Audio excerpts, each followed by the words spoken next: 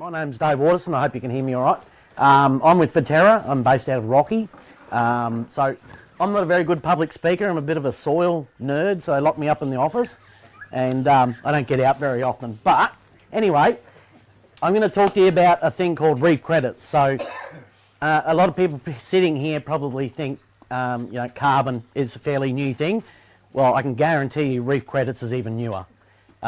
So much new, in fact, that reef credits got approved on Friday. That's how new it is. So it's something that Verterra has been developing for the last 2 years, and Eco Markets Australia, who is the body that approves methodologies for accounting for natural capital, they approved it on Friday afternoon at their board meeting. So anyway, and I'm not the expert. I didn't really develop it. Well, I had a bit to do with it, but I'll see how I go anyway. And if it doesn't make sense, pull me up and ask me lots of questions. So when you're thinking about reef credits, what is it? I'll get to that in a minute, but I think the important thing to ask is why. Why do we have a reef credit, and why would you want to get involved in reef credits? And being a true blue Queenslander, born and bred on the coast here, I love my fishing. I love going out to the islands, all that kind of stuff. And I think it's pretty important to Queensland and Queenslanders, not only from an economic point of view, but I also feel like it's a bit of a part of our identity, so to speak. If we didn't have the reef, we might be a different looking Queensland. But in saying that, I also like to think of, whilst I am talking about reef credits, it's all about water quality.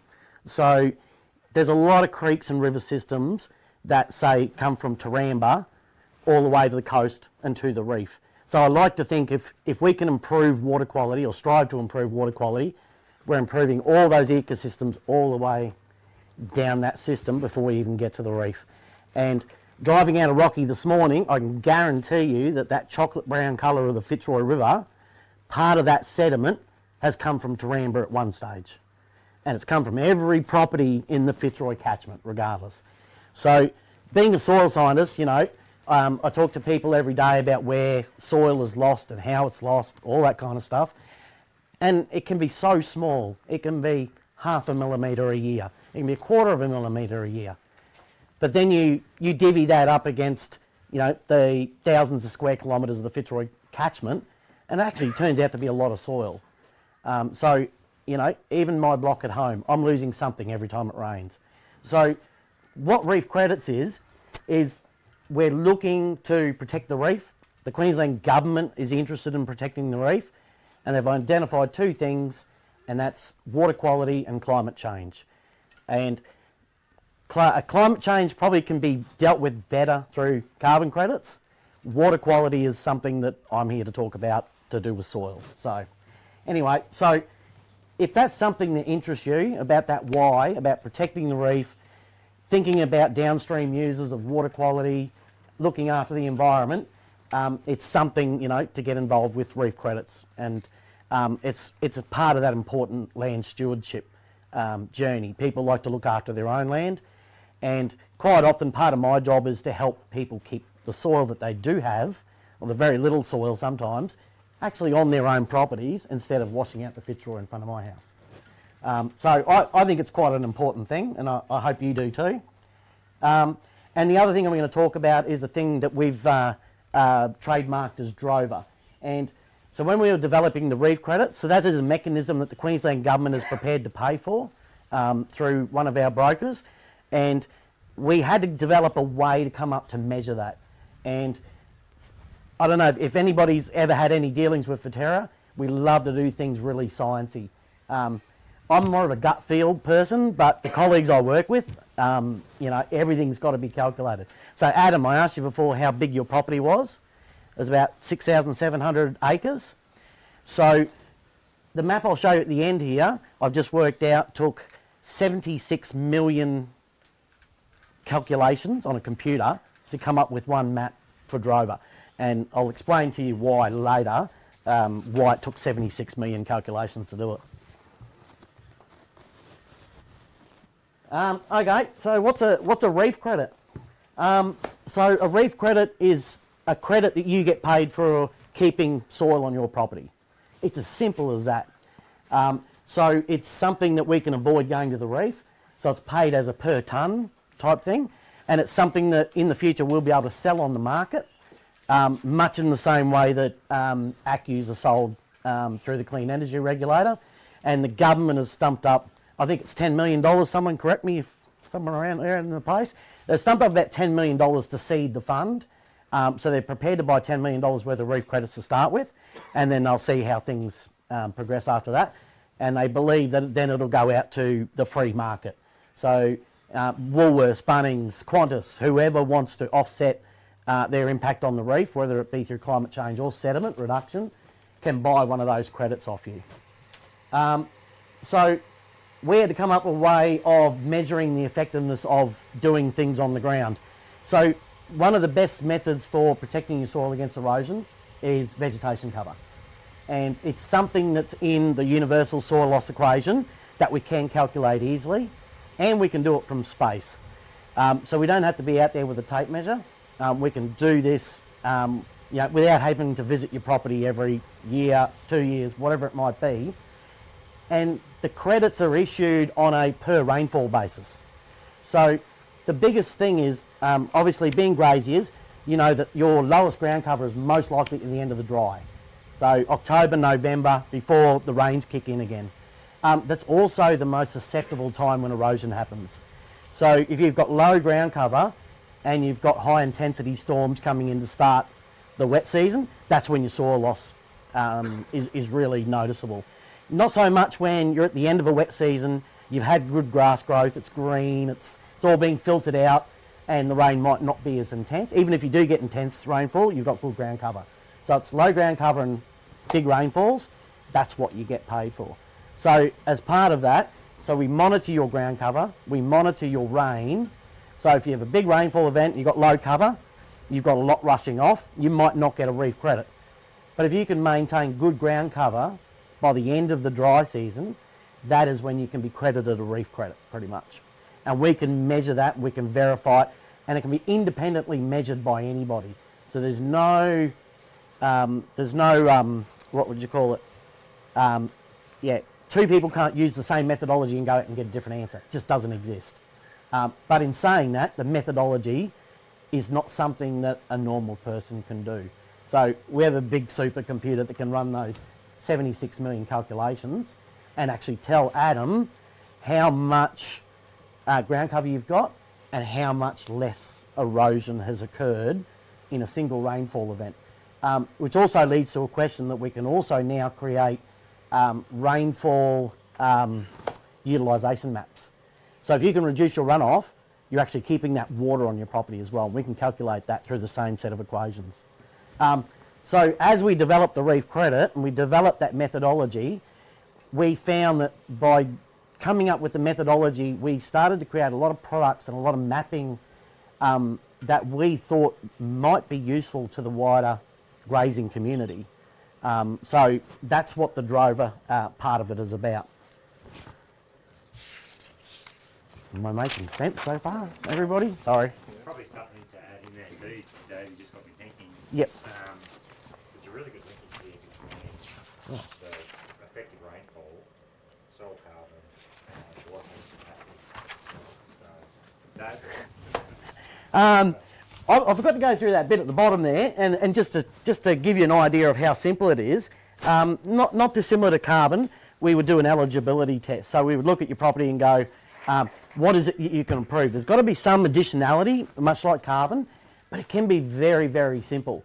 So we will help you work through that, and we'll always, I think the word my colleague gave me was, we'll always find something additional you can do to make you qualify for reef credits.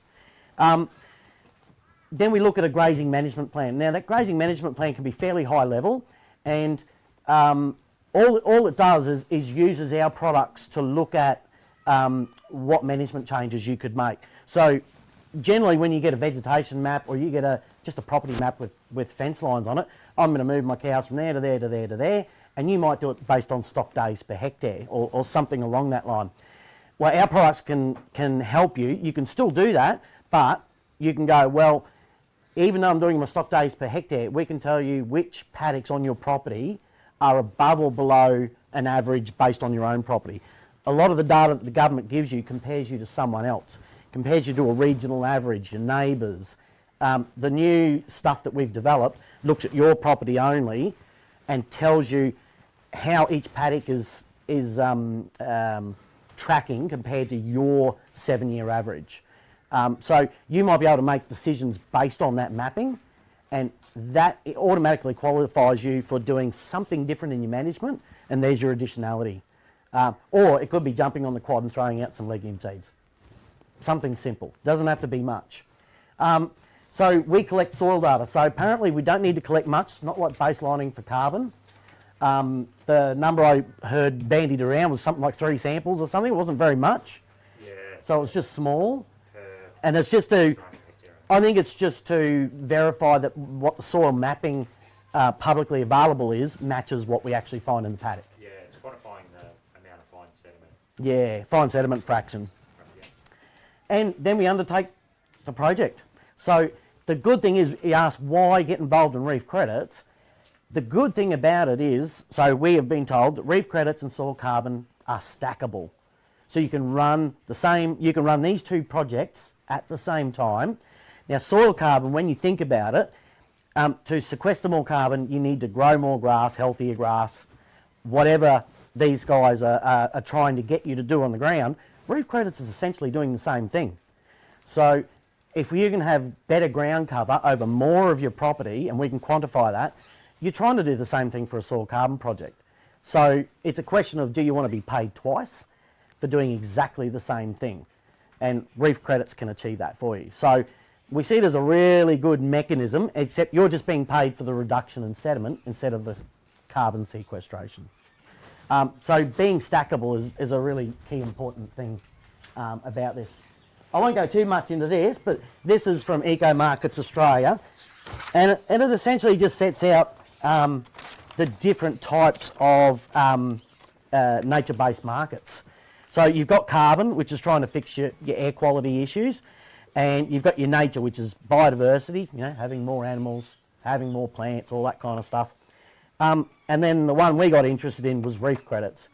So we've been working in the Fitzroy for the last 4 years with landholders to do exactly this, and managed to find about 19,000 tonnes of sediment reduction to the reef, just by working with 4 landholders. So it's a really good outcome. It's can be some big numbers.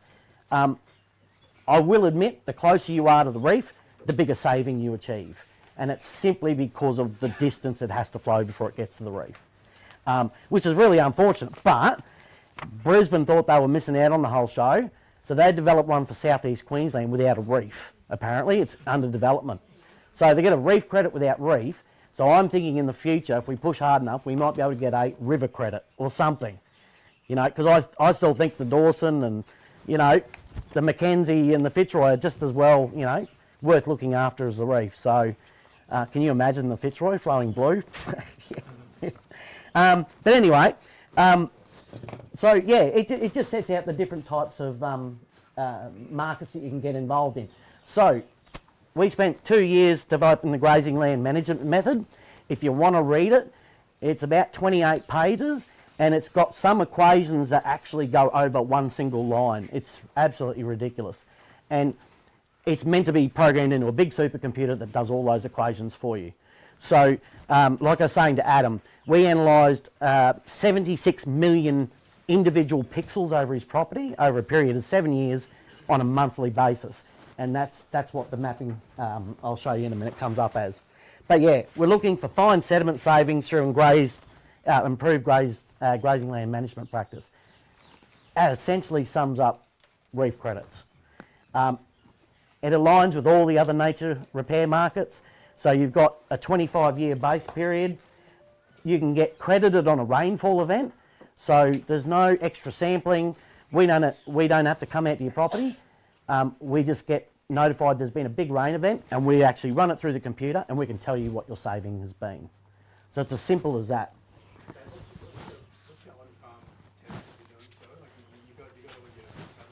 Yep. I think we've just got to do 3 soil tests, just for what they call fine sediment fraction. Quantify the fine sediment fraction in the soil, representative soil types of the property, and then you need to, in the method, it's looking for rain damage on top of it. So And that's getting retested every so often, is it? fine sediment, Yeah. it shouldn't change too No. much through the life, so it would make it basically the soil. We're just testing to work out what component of your soil is under 20 micron, because that is the fraction of your soil that it considered can make its way all the way to the reef. Anything heavier will settle in embankments and lagoons and whatever along the way, but less than 20 micron is considered, the fine sediment fraction, and that's what impacts the reef.